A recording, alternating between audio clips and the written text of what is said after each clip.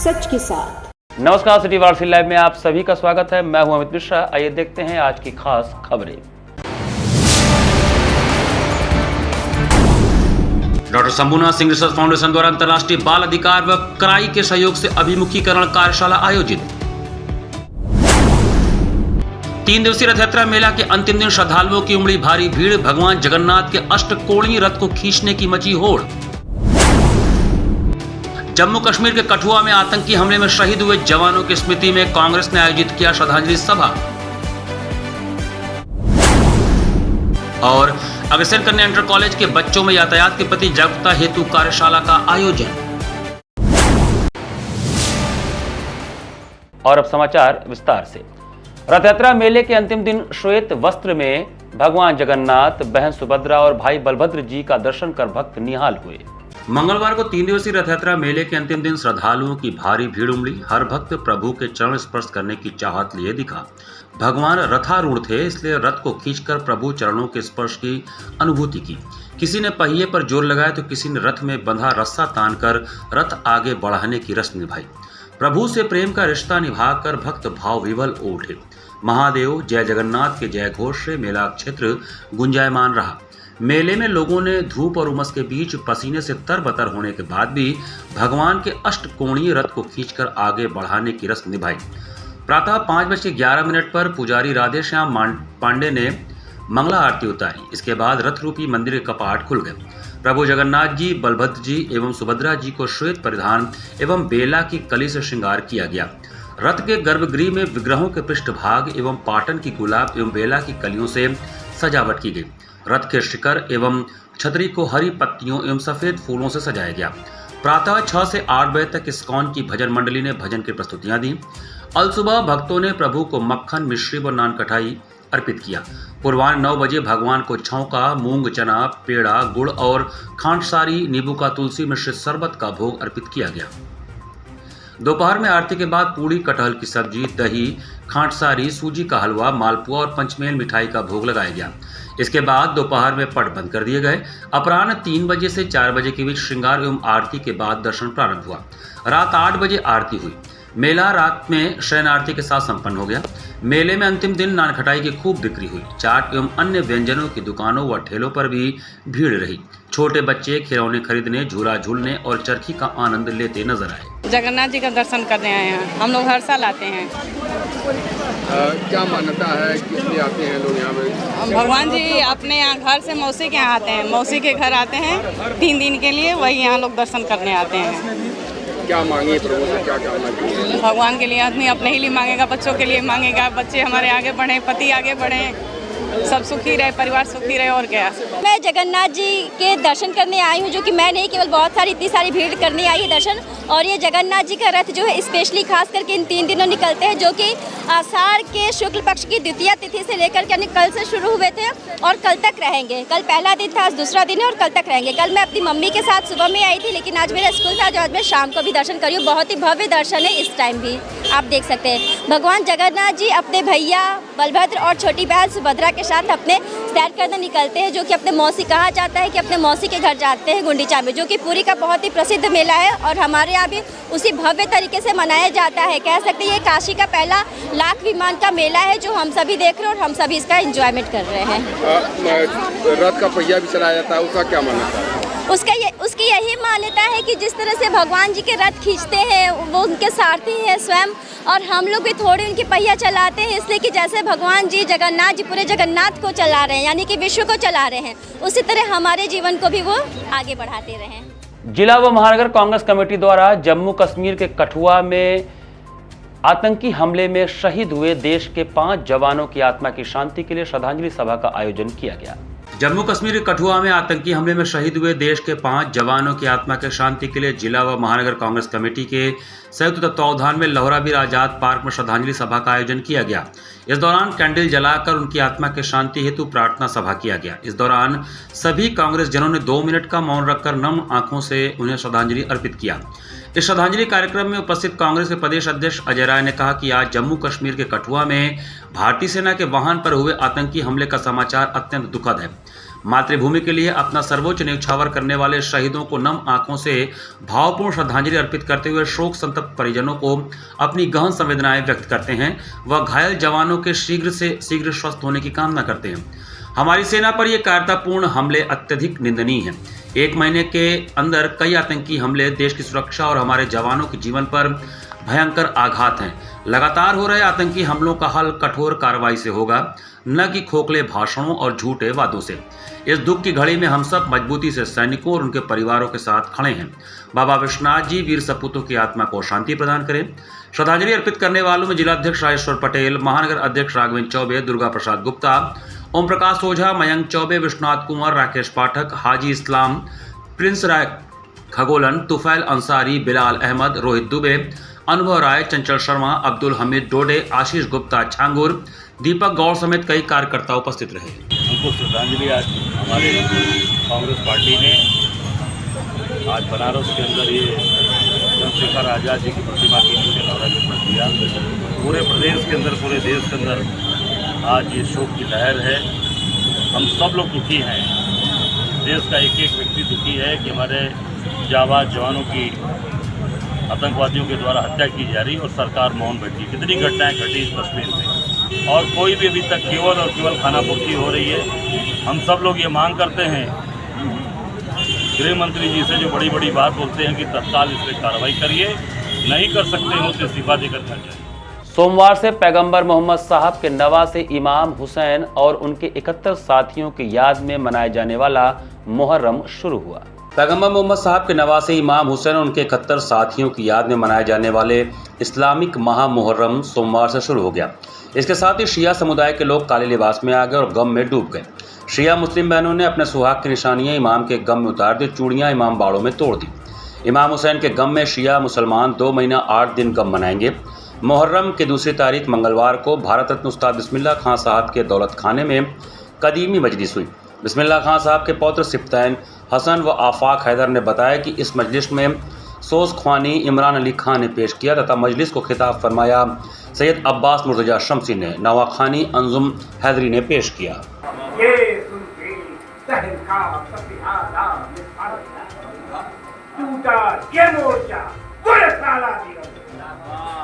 हर बोल में आलम से आलम झुक के ला गया और जो रह गया निशान वो खजालत से कर गया।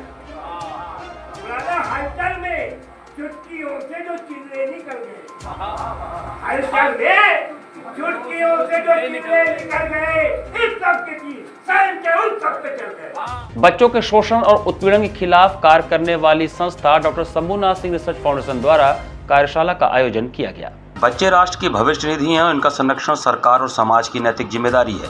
बच्चों को अनान्य प्रकार के शोषण और उत्पीड़न से बचाने के लिए भारत सरकार द्वारा मिशन वात्सल योजना प्रारंभ किया गया है, जिसके अंतर्गत ग्रामीण व शहरी क्षेत्र के अनाथ, निराश्रित, उपेक्षित या किसी भी विपरीत परिस्थितियों के शिकार बच्चों को सुरक्षा व संरक्षण प्रदान करने के लिए केंद्र से लेकर ग्राम स्तर पर प्रधान और शहरों में वार्ड स्तर पर पार्षदों की अध्यक्षता में बाल कल्याण एवं संरक्षण समितियों का गठन किया गया है, जिसका उद्देश्य ऐसे बच्चों को सरकार द्वारा दी जाने वाली योजनाओं को उन तक प्राथमिकता के आधार पर पहुंचाकर उन्हें समाज की मुख्य धारा से जोड़ना है। यह विचार उत्तर प्रदेश राज्य बाल संरक्षण आयोग के सदस्य इंजीनियर अशोक यादव ने व्यक्त किए। वे doctor Shambhunath Singh research foundation द्वारा अंतर्राष्ट्रीय बाल अधिकार संस्था child rights and you CRY के सहयोग से वार्ड बाल कल्याण एवं संरक्षण समिति के पदेन अध्यक्ष, वार्ड पार्षदों तथा सदस्य सचिव, क्षेत्रीय लेखपालों हेतु आयोजित अभिमुखीकरण कार्यशाला में बतौर मुख्य अतिथि अपने विचार व्यक्त कर रहे थे। उन्होंने फाउंडेशन के कार्यों की सराहना करते हुए कहा कि आपके प्रयासों से ही शहरी स्तर पर पृथक रूप से वार्ड बाल कल्याण एवं संरक्षण समितियों का गठन संभव हुआ है और वाराणसी ऐसा पहला शहर है जहां पार्षदों के लिए पहली बार ऐसी कार्यशाला का आयोजन किया जा रहा है। उन्होंने कहा कि इस निमित्त राज्य बाल आयोग से जो भी सहयोग संभव होगा वो दिया जाएगा।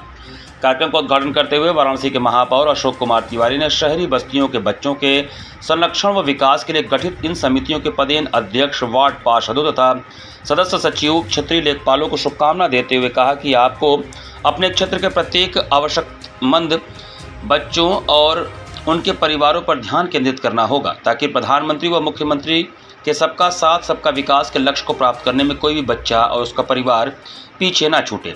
काशी विद्यापीठ के मुख्य कुलानुशासक प्रोफेसर के सिंह ने कहा कि काशी विद्यापीठ परिवार में कोई भी शिक्षक या कर्मचारी, कोई नाबालिग घरेलू नौकर या कोई वेंडर, ठेकेदार बाल श्रमिकों का नियोजन नहीं करेगा। कुलानुशासक मंडल इस बात के लिए प्रतिबद्ध रहेगा।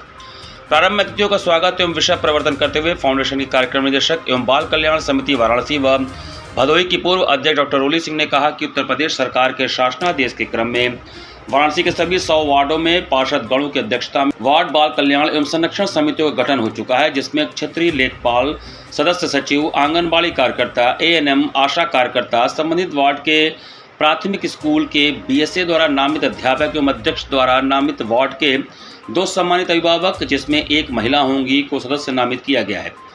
यह समिति अपने क्षेत्र के जरूरतमंद बच्चों व उनके परिवारों की पहचान कर प्रत्येक त्रैमास में बैठक कर उन्हें केंद्र व राज्य सरकार द्वारा लागू विभिन्न योजनाओं का लाभ दिलवाएगी। प्रारंभ में अतिथियों का स्वागत व कार्यक्रम का संचालन फाउंडेशन के महासचिव राजीव कुमार सिंह एवं धन्यवाद ज्ञापन परियोजना प्रबंधक दीक्षा सिंह ने किया। इस अवसर पर माधुरी रविंद्र सिंह, प्रवीण राय, श्याम आश्रम मौर्य, विनोद कुमार इम्तियाज, कुसुम सिंह, शमा परवीन, गुलशन अली, हनुमान प्रसाद, गीता सिंह, श्याम भूषण शर्मा समेत अनेक पार्षदगण व नगरीय क्षेत्र के क्षेत्रीय लेखपाल उपस्थित थे।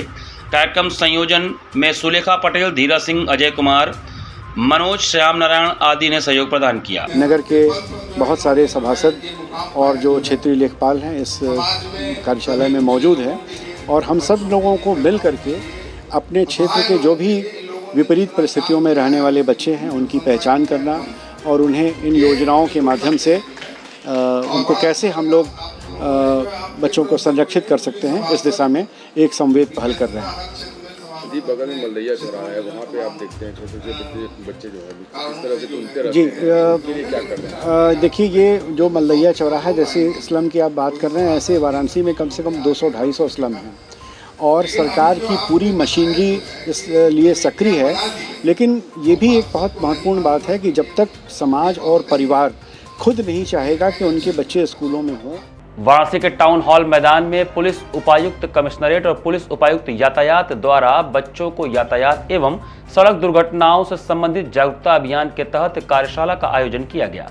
सड़क दुर्घटनाओं में कमी लाने हेतु उत्तर प्रदेश सरकार द्वारा लिए गए निर्णय के क्रम में निदेशक यातायात एवं सड़क सुरक्षा उत्तर प्रदेश लखनऊ के आदेशानुसार पुलिस आयुक्त कमिश्नरेट वाराणसी व पुलिस उपायुक्त यातायात वाराणसी के निर्देशन में मंगलवार को मैदागिरी स्थित अग्रसेन कन्या inter college town hall Varanasi के बच्चों को एक जागरूकता अभियान के तहत कार्यशाला आयोजित किया गया।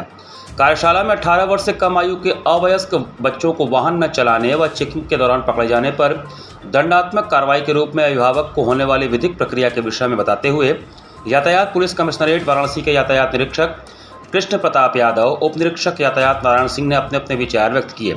यातायात नियमों के पालन हेतु तथा बिना वैध ड्राइविंग लाइसेंस के वाहन न चलाने व सड़क दुर्घटना होने पर एक जिम्मेदार नागरिक का फर्ज निभाते हुए पीड़ित को अस्पताल पहुंचाने में मदद करने की सभी से अपील की गई तथा विद्यालय के आवागमन के समय अल्प यातायात जाम से निजात पाने हेतु विद्यालय के प्रधानाचार्य व स्टाफ से मिलकर चर्चा की गई।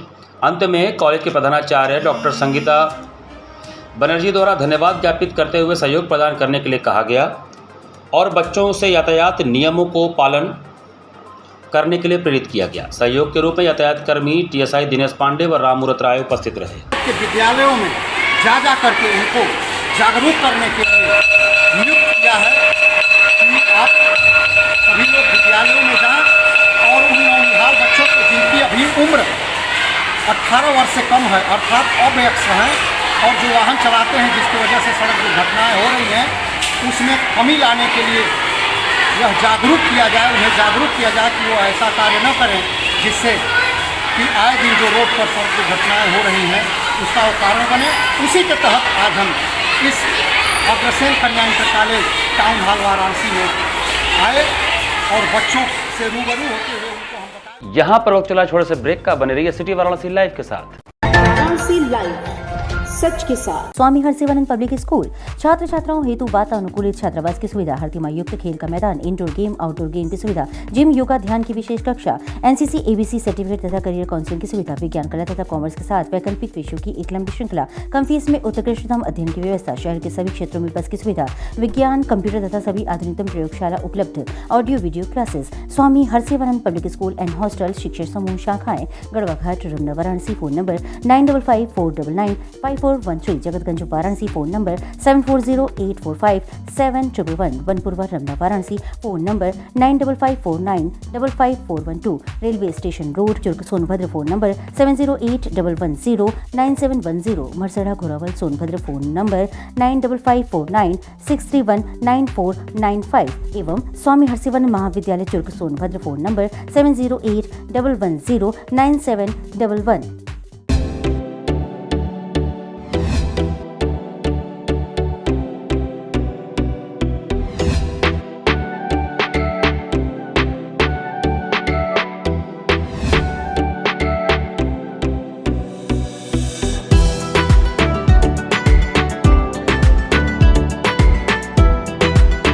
प्राचीन धरोहरों के साथ खान पान में मशहूर बनारस में अब खुल गया है दावते जायका, जहां आपको मिलेगा वेज और नॉन वेज में सभी वैरायटियां। रविंद्रपुरी कॉलोनी के लेन नंबर 3 में स्थित इस वातानुकूलित रेस्टोरेंट में आपको मिलेगा पारिवारिक माहौल। यदि आप हैं खाने के शौकीन तो एक बार जरूर पधारें दावते जायका में।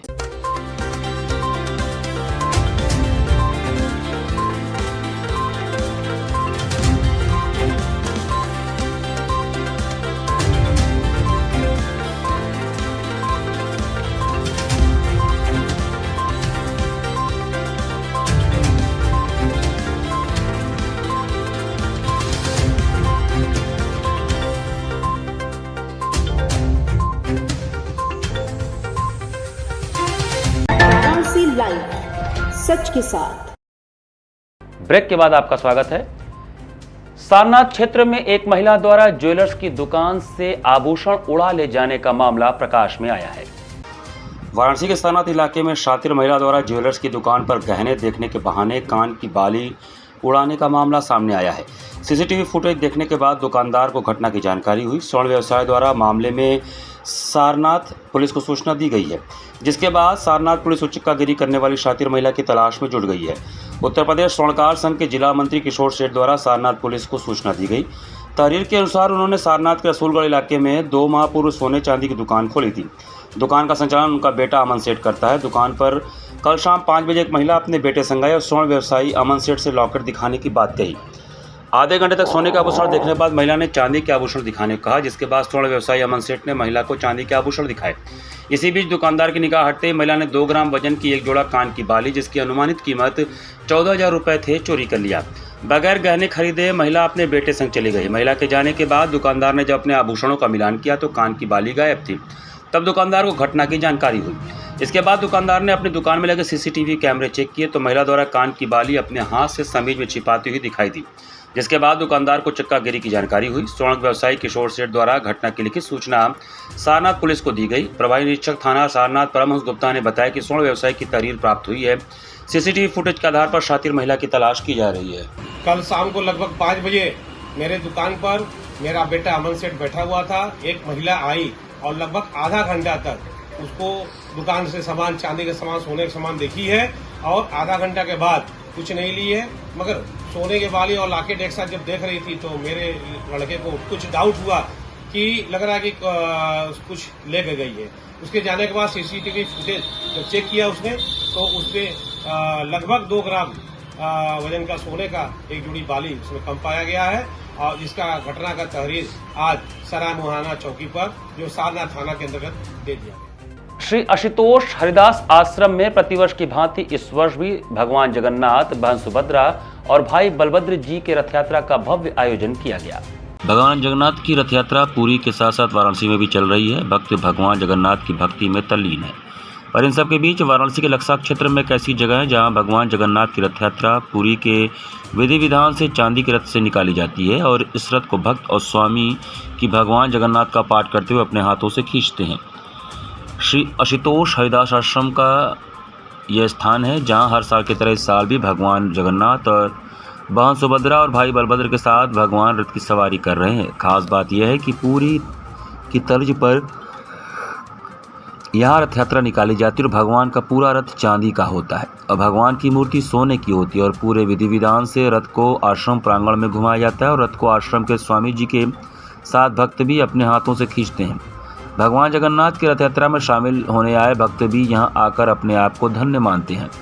यहाँ आए भक्तों का मानना है कि यहाँ की रथ यात्रा काफ़ी अलग है और काफ़ी शांत और अच्छा होता है और हमें यहाँ आकर बहुत अच्छा अनुभव होता है। इसके अलावा यहाँ चांदी का रथ और सोने से निर्मित भगवान को देखकर बहुत अच्छा लगता है। भक्त ये भी कहते हैं कि सभी जगहों पर अपने ढंग से पूजा की जाती है, पर यहाँ आकर मन बहुत शांत हो जाता है। पुरी के तर्ज पे ही उसी के नियम कानून से रथ यात्रा का पूजा सिस्टम वही होता है। ऐसे वहाँ जिस समय पोहंडी मतलब रथ को ले आया जाता है, घुमाया जाता है, एवं प्रसाद भी पूरी के तरह वहाँ बेसरो, मोहरो, मीठा डाली इस तरह का जो भोग होता है, हमारे यहाँ भी वही पकवान जगन्नाथ जी को भोग चढ़ाया। ये रथ यात्रा पूरी के तर्ज पे एकदम सेम टू सेम पूरी के रथ के यात्रा की तरह हम लोग अपना रथ निकालते हैं। उन्हीं के परंपरा के हिसाब से हमारा रथ चलता है। ये 3 दिन का रथ चलता है। ये चांदी का आपका रथ है। इसमें जो जगन्नाथ बलराम सुभद्रा जी बैठी हैं वो आपका सोने का छोटी सी विग्रह है। उसको हम लोग बैठा के पूरा परिक्रमा करवाते हैं पूरे आश्रम का परिक्रमा करवाने के बाद उनका आरती, भोग, पाठ, इसके बाद प्रसाद वितरण होता है। कितना उत्सव का इंतजार होता है? ये हम लोगों का तो साल भर का इंतजार है। जो ये निकलेगा तो अगले साल के फिर इंतजार करने के लिए हम लोग बैठ जाते हैं कि कब आए। वो पूरी धाम में मनाया जाता है और उस दिन का इंतजार हम लोग बहुत मतलब पूरा साल करते हैं। वैसे ही हमारे आश्रम में ये छोटा करके ही रथ को 3 बार जो है परिक्रमा होता है हमारे आश्रम में, और इस दिन के लिए हम लोग बहुत ज्यादा तैयारी करते हैं। ये जगन्नाथ जी का रथ खींचा जाता है हमारे आश्रम में हर साल। जैसे पूरी धाम में जगन्नाथ जी का जो बड़ा रथ निकलता है, यहाँ पे अब वैसे तो नहीं बोल सकते, बट हम लोग के आश्रम पे जितना हो सके ऐसे हम लोग रथ निकालते हैं जगन्नाथ जी के उपलक्ष्य में, उन्हीं के लिए। पराक्रम स्मृति भवन में काशी पत्रकार संघ की ओर से अमर उजाला और हिंदुस्तान समाचार पत्र के समूह संपादक रहे स्वर्गीय अजय उपाध्याय को श्रद्धांजलि अर्पित किया गया। अमर उजाला हिंदुस्तान समाचार पत्र के समूह संपादक रहे अजय उपाध्याय पहले टेक्नोक्रेट संपादक थे। वे अद्भुत अध्येता और ज्ञानी थे। हिंदी, वर्तनी और भाषा के प्रति संवेदनशील पत्रकारों की दुर्लभ होती सूची में वे एक महत्वपूर्ण नाम थे। वे अपने हिसाब से जिंदगी जीने वाले खांटी बनारसी, अत्यंत संवेदनशील, सहज, सरल और पहली मुलाकात में दिल में घर कर लेने वाले जिंदा दिल इंसान थे। यह विचार वरिष्ठ पत्रकार अजय उपाध्याय के लिए आज काशी पत्रकार संघ की ओर से पराक्रम स्मृति भवन में हुई श्रद्धांजलि सभा में वक्ताओं ने व्यक्त किए। प्रोफेसर सुरेंद्र प्रताप ने उन्हें गांधी दर्शन में दक्ष बताया। पूर्व महापौर रामगोपाल मोहले ने उन्हें समाज के प्रति समर्पित व्यक्तित्व की संज्ञा दी। समाजवादी चिंतक विजय नारायण ने भाषा और शैली की शुद्धता का पक्षधर बताया। काशी हिंदू विश्वविद्यालय छात्र संघ के पूर्व अध्यक्ष वरिष्ठ कांग्रेस नेता अनिल श्रीवास्तव ने कहा कि पत्रकारिता उनकी स्वाभाविक प्रवृत्ति थी। डॉक्टर कविंद्र नारायण ने आने वाली पीढ़ी के लिए अजय उपाध्याय को प्रेरक बताया। काशी पत्रकार संघ के पूर्व अध्यक्ष योगेश कुमार गुप्त ने उन्हें निष्पक्ष टिप्पणी करता बताया। विजय नारायण ने कहा कि अजय जी सभी के प्रति अपनत्व का भाव रखते थे। वाराणसी प्रेस क्लब के अध्यक्ष अरुण मिश्र ने कहा कि अजय उपाध्याय काशी के प्रति संवेदनशील थे। ए.के. लारी ने कहा कि अजय जी में पत्रकारिता के संस्कार थे। डॉक्टर अजय कृष्ण चतुर्वेदी ने उन्हें संघर्षशील व्यक्तित्व के रूप में रेखांकित किया।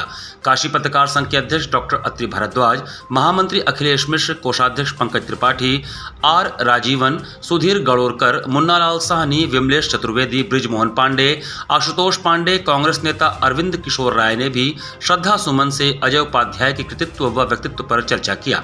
इसी क्रम में काशी पत्रकार संघ के सदस्य मोहम्मद इस्माइल, ब्रजेश मिश्र के अग्रज राजेश मिश्र, संघ के मंत्री सुनील शुक्ल के पिता श्री राधे श्याम शुक्ल, संघ के सदस्य उजैर खां की माता श्रीमती हालिमा खानम, पंकज सिन्हा के पिता श्री आशंकानंद सिन्हा और अनिल मिश्र की माता श्रीमती माया देवी के निधन पर भी शोक व्यक्त किया गया। घाट संध्या कार्यक्रम में डालिया मुखर्जी के गायन ने दर्शकों का मन मोह लिया। जिला प्रशासन की अभिनव पहल पर सोमवार को सुबह बनारस के अंतर्गत घाट संध्या कार्यक्रम में युवा कलाकार डालिया मुखर्जी ने गायन का शुभारंभ राग देश तत्पश्चात बनारसी कजरी एवं झूला से किया। संगत कलाकार के रूप में तबले पर कृष्ण कुमार उपाध्याय, हारमोनियम पर प्रवीण सिंह उपस्थित रहे। कलाकार को प्रमाण पत्र सुजीत ठाकुर शिक्षक ने प्रदान किया। प्रमाण पत्र प्रदान करने के साथ ही उनके संगीत साधना की भी प्रशंसा की गई। घाट संध्या कार्यक्रम का संयोजन सुबह बनारस के सचिव एवं संस्थापक डॉक्टर रत्नेश शर्मा ने किया है। कार्यक्रम का सफल संचालन सीमा केसरी ने किया। इस अवसर पर भारी संख्या में दर्शकगण उपस्थित रहे।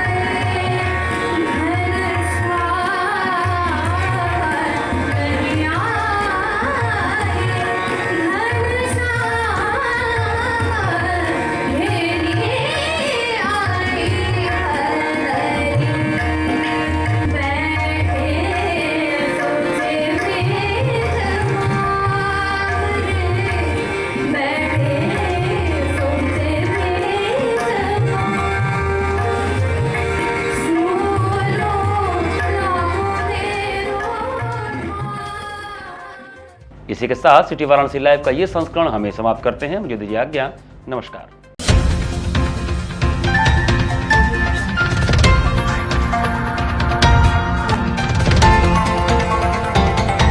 वाराणसी लाइव, सच के साथ।